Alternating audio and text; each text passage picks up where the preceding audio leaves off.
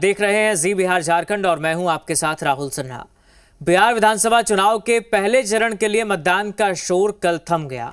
अब कल यानी 6 नवंबर को बिहार के 18 जिलों की 121 विधानसभा सीटों पर वोटिंग होगी। इस चरण में कुल 1314 उम्मीदवार अपने भाग्य आजमाएंगे। पहले चरण में कई हाई प्रोफाइल सीटें हैं जिन पर सभी की नजर होगी। इस बार जनसुराज फैक्टर भी चुनावी समीकरण को प्रभावित कर सकता है। आपको बता दें, कल पटना, भोजपुर, बक्सर, गोपालगंज, सिवान, सारण, मुजफ्फरपुर, वैशाली, दरभंगा, समस्तीपुर, मधेपुरा, सहरसा, खगड़िया, बेगूसराय, मुंगेर, लखीसराय, शेखपुरा और नालंदा में वोटिंग है। इस चरण में राजधानी पटना पर विशेष ध्यान रहेगा क्योंकि पटना जिले की 14 सीटों पर वोटिंग हो रही है। 2020 में यहां एनडीए ने 9 और महागठबंधन ने 5 सीटें जीती थी। इस बार भी मुकाबला काफी कड़ा होने की संभावना है। दरभंगा की 4 सीटें इस चुनाव में हाई प्रोफाइल मानी जा रही हैं। जाले से मंत्री जीवेश मिश्रा, अलीनगर से मैथिली ठाकुर, दरभंगा शहरी से मंत्री संजय सरावगी मैदान में हैं। समस्तीपुर की सरायरंजन सीट से मंत्री विजय चौधरी, तो उजियारपुर से आरजेडी के आलोक कुमार मेहता, मधेपुरा से पूर्व शिक्षा मंत्री प्रोफेसर चंद्रशेखर, मुंगेर के तारापुर से उप मुख्यमंत्री सम्राट चौधरी और लखीसराय से उप मुख्यमंत्री विजय कुमार सिन्हा भी उम्मीदवार हैं। नालंदा जिले पर सबकी नजर नीतीश कुमार फैक्टर पर होगी क्योंकि 2020 में यहां एनडीए ने 7 में से 6 सीटें जीती थी। वहीं कांग्रेस, जनसुराज और मुकेश सहनी के उम्मीदवार कई सीटों पर सीधे मुकाबले में हैं। अब इन सीटों पर किसकी किस्मत खुलेगी, ये मतदान परिणाम आने के बाद पता चलेगा।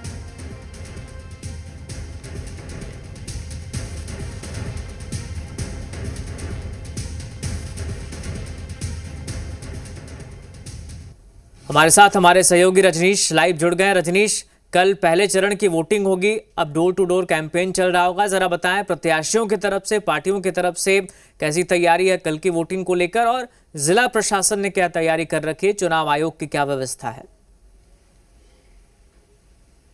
देखिए, अब प्रशासन की ओर से तैयारी जो है वो पूरी की गई है। साथ ही साथ तमाम सारे जो कार्य है, खासतौर पे बूथों पे ईवीएम पहुंचवाना, फोर्स का डिप्यूटेशन, इसके अलावा तमाम जो संसाधन है और सुचारू रूप से मतदान हो सके, इसकी तैयारियां तो अब जो अंतिम समय में जो मूर्त रूप देना है, प्रशासन के काम काज जो है वो बेहद बढ़ गए हैं। जो कि पहले से जो तैयारियां थी उसको अब अमली जामा पहनाने का समय है। तो बहरहाल ईवीएम जो है वो तमाम जगहों पर, चूँकि सुबह 7 बजे से मतदान होने हैं, इसके अलावा मॉक पोल जो है वो होगा। तो इन तमाम बातों के मद्देनज़र प्रशासनिक तैयारी पूरी है। और यहाँ पे भी तैयारी देखिए, हम मुख्य निर्वाचन पदाधिकारी के इस वार रूम में हैं और थोड़ी देर बाद इसकी तस्वीर बदल जाएगी। चूँकि अभी यहाँ पे तैयारियाँ ऐसी है कि ईवीएम कोषांग समेत अलग अलग कोषांग जो है यहाँ पे निर्धारित होंगे, उसके बोर्ड जो है वो चस्पा होंगे और इसके बाद यहाँ पे स्टैंडी लगाना और तमाम सारी बातें और सारे जो यहाँ पे कंट्रोल रूम है जो जहाँ सूचना आती है पूरे राज्य भर से अलग अलग जगहों से, तो इसको लेकर मूर्त रूप दिया जाना है। तो थोड़ी देर बाद यानी 2 से 3 घंटे बाद इस वार रूम की तस्वीर जो है वो बदल जाएगी। 3,75,00,000 मतदाता अपने मताधिकार का प्रयोग कर सकेंगे और जो 18 जो जिले हैं उसमें 121 विधानसभा क्षेत्रों में चुनाव होने हैं। तो तमाम तैयारियां और कैंपेन जो है सघन चलाए गए, सभी पार्टी और बड़े नेताओं की ओर से, स्टार कैंपेनर की ओर से। अब लोगों के मत बनाने को लेकर जो प्रचार अभियान कल शाम 5 बजे रुके हैं और कल सुबह से मतगणना जो है वो मतदान जो है माफ कीजिएगा वो शुरू होगी। 5 विधानसभा क्षेत्र ऐसे हैं जहां पे 5 बजे शाम तक ही मतदान हो पाएंगे और एक सूर्यगढ़ा जो विधानसभा क्षेत्र है यहाँ पे कुल 56 बूथ जो है ऐसे हैं जहां पे 5 बजे तक मतदान होंगे और बाकी सभी जगहों पे 6 बजे तक मतदान होंगे। तो यहाँ पे तैयारियां जो है वो यहाँ पे, और इस बीच मतदान को लेकर भी तैयारियां है। सिमरी, बख्तियारपुर, सहरसा का, महिषी जो है विधानसभा क्षेत्र सहरसा का, इसके अलावा तारापुर, मुंगेर का, मुंगेर विधानसभा और जमालपुर, ये 5 ऐसे विधानसभा क्षेत्र हैं जहाँ पे सुबह 7 से शाम 5 बजे तक ही मतदान होंगे और साथ ही सूर्यगढ़ा के 56 बूथों पर भी 5 बजे शाम तक मतदान होंगे और बाकी जगहों पर मतदान जो है वो 6 बजे शाम तक होंगे। सभी 121 जो विधानसभा है उनमें, इन 5 और सूर्यगढ़ा के 56 छोड़कर। तो कुल मिलाकर देखें चाक चौबंद सुरक्षा व्यवस्था है। तमाम सारे नेता अब दूसरे चरण पर फोकस कर रहे हैं और उन जगहों पर जाकर अपनी बातों को लोगों के बीच में रख रहे हैं। और इस बीच चुनाव आयोग की जो तैयारियां हैं वो भी यहाँ पे है और थोड़ी ही देर में जगह जगह पे बूथ को भी अंतिम रूप दिया जा रहा है। अभी कई बूथों पर हम भ्रमण करके और वहाँ का जायजा लेके आ रहे हैं। तो आज शाम तक बूथ भी पूरे तरीके से सज धज कर तैयार हो जाएगा। अंतिम रूप देने को लेकर जोर शोर से तैयारियां बूथों पर चल रही है और इस बीच तमाम जो उम्मीदवार हैं उनके किस्मत का फैसला इसको लेकर जो तमाम मतदाता हैं कल वोट कास्ट करेंगे। और यहाँ पे जो वार रूम है और कंट्रोल रूम है मुख्य निर्वाचन पदाधिकारी के कार्यालय का, यहाँ पर भी अभी कुछ अंतिम रूप दिया जाना है और इसको लेकर 2 से 3 घंटे में यहाँ पे भी तस्वीर पूरी तरीके से बदल जाएगी। चहल पहल और गतिविधियाँ तेज हैं और यहाँ पे कामों को निपटाया जा रहा है। कुल 45,341 जो मतदान केंद्र बनाए गए हैं, जिसमें 1,341 उम्मीदवारों के किस्मत का फैसला 3 करोड़ और 75 लाख जो मतदाता है वो करेंगे। और खास बात यह है कि 121 एनडीए की ओर से उम्मीदवार है, महागठबंधन की ओर से 126 उम्मीदवार है, यानी कि 3-4 सीटों पर फ्रेंडली फाइट की स्थिति है। जनसुराज के 119 उम्मीदवार है इसमें और साथ ही साथ दूसरे जो उम्मीदवार हैं उनकी भी उसी तरीके से उपस्थिति है।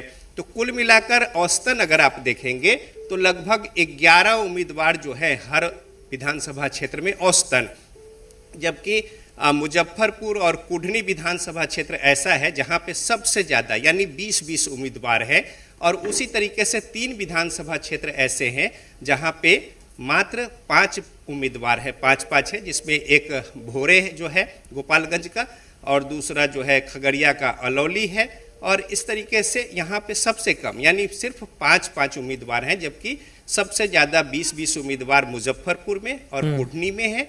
और साथ ही साथ अगर पूरी स्थिति को आप देखें तो औसतन 11 उम्मीदवार हर एक विधानसभा क्षेत्र में औसतन है। और मतदान की जो प्रक्रिया है वो कल सुबह 7 बजे से शुरू होनी है और शाम को 6 बजे तक मतदान होना है। लेकिन 5 विधानसभा क्षेत्र जो विधि व्यवस्था और नक्सल प्रभावित वजहों से उन 5 विधानसभा क्षेत्र में मतदान सिर्फ 5 बजे तक होंगे और सूर्यगढ़ा के 56 मतदान केंद्रों पर भी 5 बजे तक होंगे और सूर्यगढ़ा के बाकी जो मतदान केंद्र है वहां भी 6 बजे तक मतदान और शेष सभी जगह पे 6 बजे तक, सुबह 7 से 6 बजे तक मतदान। अच्छा, बिल्कुल रजनीश, और कल पहला चरण का वोटिंग है और कई दिग्गज चुनावी मैदान में हैं जिनकी सीटों पर कल वोट डाले जाएंगे, तो इसको लेकर भी गहमा गहमी होगी, पार्टी के अंदर चर्चा चल रही होगी तमाम गठबंधन के जो घटक दल हैं। हाँ बिल्कुल, देखिए इसमें सबसे ज़्यादा जो जीती हुई सीट है इस 121 में, उसमें सबसे ज़्यादा सीट जो जीती हुई है वो है आरजेडी की, दूसरे नंबर पर बीजेपी की। और इस तरीके से आप देखें और सबसे ज़्यादा उम्मीदवार जो हैं इस 121 विधानसभा क्षेत्र में सबसे ज़्यादा उम्मीदवार भी आरजेडी के हैं, दूसरे नंबर पर बीजेपी के उम्मीदवार हैं। तो यहाँ पे गहमा गहमी की स्थिति ऐसी है कि नेता प्रतिपक्ष तेजस्वी यादव खुद राघोपुर से चुनाव लड़ रहे हैं, उनके खिलाफ वहाँ पे सतीश कुमार बीजेपी के उम्मीदवार हैं। और इसके अलावा दोनों उप मुख्यमंत्री सम्राट चौधरी तारापुर से हैं, लखीसराय से विजय कुमार सिन्हा है। इसके अलावा समस्तीपुर के जो विधानसभा क्षेत्र है वहाँ से विजय चौधरी जो हैं वो उम्मीदवार हैं। इसके अलावा मंगल पांडे सीमांत से बिहार सरकार के मंत्री है वो उम्मीदवार है, संजय सरावगी दरभंगा से। यानी कुल मिलाकर देखें 1 दर्जन से ज़्यादा मंत्री बिहार सरकार के और जाले से जीवेश मिश्रा है, उनके खिलाफ वहाँ पे बिल्कुल ठीक है रजनीश, हम लौटेंगे आपके पास। एक खबर आ रही है, दर्शकों तक पहुंचा दें। बिहार विधानसभा चुनाव के पहले चरण को लेकर पटना जिला प्रशासन ने व्यापक तैयारी की है। इस बार कंट्रोल रूम में पूरी तरह से महिलाओं की तैनाती की गई है और इसके अलावा शहर के विभिन्न मतदान केंद्रों पर पर्यटन और संस्कृति की झलक भी देखने को मिलेगी। इस बारे में पटना के डीएम त्यागराजन ने बताया, चुनाव के दिन विदेशी प्रतिनिधि भी मतदान प्रक्रिया की जांच करने पहुंचेंगे, जिसमें कुल 7 विदेशी एम्बेसडर शामिल होंगे। उन्होंने बताया, महिला सशक्तिकरण को ध्यान में रखते हुए 541 महिला मतदान केंद्र बनाए गए हैं, जहां लगभग 10% बूथों का संचालन महिलाओं के माध्यम से किया जाएगा। इसके अलावा 14 मतदान केंद्र ऐसे होंगे जिन्हें दिव्यांगजन संचालित करेंगे। मतदान के लिए 3 लेयर की सुरक्षा व्यवस्था रहेगी। तो तमाम तैयारियां की गई है और केंद्रों पर संस्कृति की झलक भी इस बार देखने को मिलेगी। प्राइवेट व्हीकल्स में वोट देने के लिए जा सकते हैं। 100 मीटर परिधि के बाहर गाड़ियां रोकना पड़ेगी। 100 मीटर पैदल जाकर के अपना वोट दे सके। 100 मीटर परिधि में 163 बीएनएसएस के तहत कर्फ्यू रहेगा, यानी 5 लोग के ऊपर लोग जमा नहीं हो सकते हैं। बूथ के आसपास भीड़ नहीं लगाने दिया जाएगा। पॉलिटिकल कैंडिडेट्स के जो गाइड करने की व्यवस्था भी पोलिंग स्टेशन लोकेशन के 100 मीटर के बाहर रहेगी। लोकेशन मतलब अगर बड़ी परिसर है जैसे एएम कॉलेज जिसमें 18 बूथ है, तो दोनों एंड के या चारों एंड के 100 मीटर परिधि तक वो नहीं अनुमति दिया जाएगा। चलिए वापस अपने सहयोगी का रुख करते हैं। रजनीश, जो जानकारी दी गई है जिला प्रशासन की तरफ से, व्यापक तैयारी है, कंट्रोल रूम से नजर होगी, आप भी बता रहे थे। अच्छा, 7 एम्बेसडर, विदेशी एम्बेसडर भी आने वाले हैं, और दूसरा सवाल ये भी कि किस तरह से संस्कृति की झलक देखने को मिलेगी मतदान केंद्रों पर, क्या व्यवस्थाएं हैं? देखिए, जो बिहार में मतदान होना है कई मायने में खास है, और कई मायने में जो चुनाव आयोग की ओर से विशेष फीचर्स इस बार लागू किए जा रहे हैं वो देश के लिए नज़ीर होगा, और आगे उसे देश के स्तर पर या फिर दूसरे राज्यों में अभी जो चुनाव होने हैं उन जगहों पर भी ये फीचर्स लागू होंगे।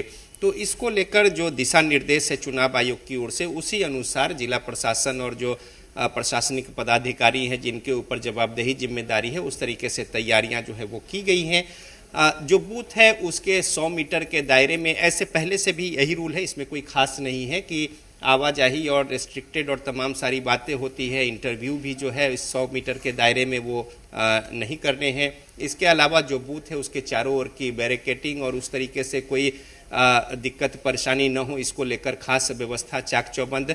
शहर में भी उसी तरीके से। इसके अलावा अगर सीमा का क्षेत्र है तो सीमा को सील करने समेत तमाम सारी बातें हैं। पहली बार ऐसा हो रहा है कि 100% बूथों पे वेबकास्टिंग होगी, यानी चुनाव आयोग की निगरानी में होंगे तमाम सारे बूथ, और उसकी मॉनिटरिंग जो है वो केंद्र से, सेंटर से की जाती रहेगी।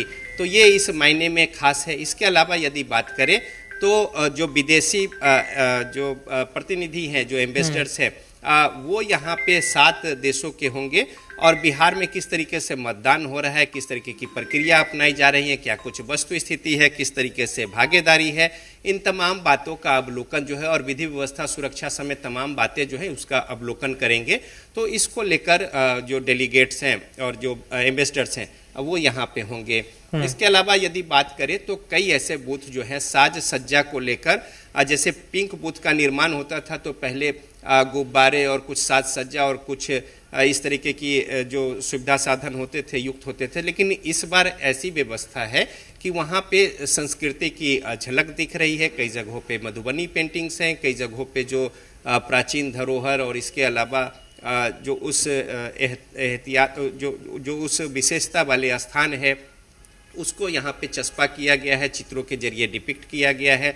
साथ ही साथ जो यहाँ के महत्वपूर्ण जो इमारतें हैं या उस तरीके के स्थान है या पर्यटक स्थल है उनको भी तवज्जो दिया गया है। वाल्मीकि टाइगर रिजर्व से लेकर गोलघर से लेकर, इसके अलावा तमाम वैसी चीज़ों को, ओढ़नी डैम से लेकर वैसी जगहों को यहाँ पे लगाया गया है बूथ पर, जिससे कि जो मतदाता हैं तो वो आकर्षित हो, और साथ ही साथ एक सुकून जो है, सूथिंग, वो तो अनुभव हो ही हो, और इसको लेकर पर्यटन और इन क्षेत्रों का भी प्रचार प्रसार विकास हो।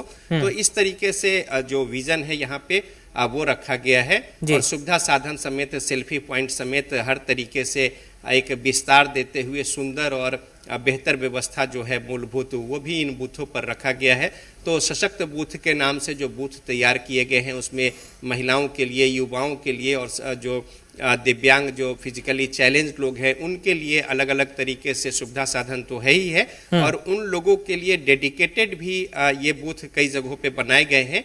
और जैसे कई ऐसे बूथ हैं जहाँ पे सिर्फ महिलाओं द्वारा बूथ का संचालन होगा और तमाम जो कमान है वहाँ पे महिलाएं जो है वो संभालेंगी। तो महिला सशक्तिकरण को लेकर भी एक संदेश देने की कोशिश है। इस बीच तैयारियां जो है वो पूरी हो चुकी हैं और अब ईवीएम को सेंटर पे पहुंचाने समेत जो पुलिस बल है उनकी वहाँ पे मौजूदगी और उपस्थिति होगी और इन तमाम बातों के मद्देनजर चुनाव आयोग के गाइडलाइन के तहत यहाँ पे तैयारियों को अंतिम रूप दिया बिल्कुल तैयारियों को अंतिम रूप दिया जा रहा है। बहुत शुक्रिया फिलहाल आपका रजनीश तमाम जानकारी के लिए।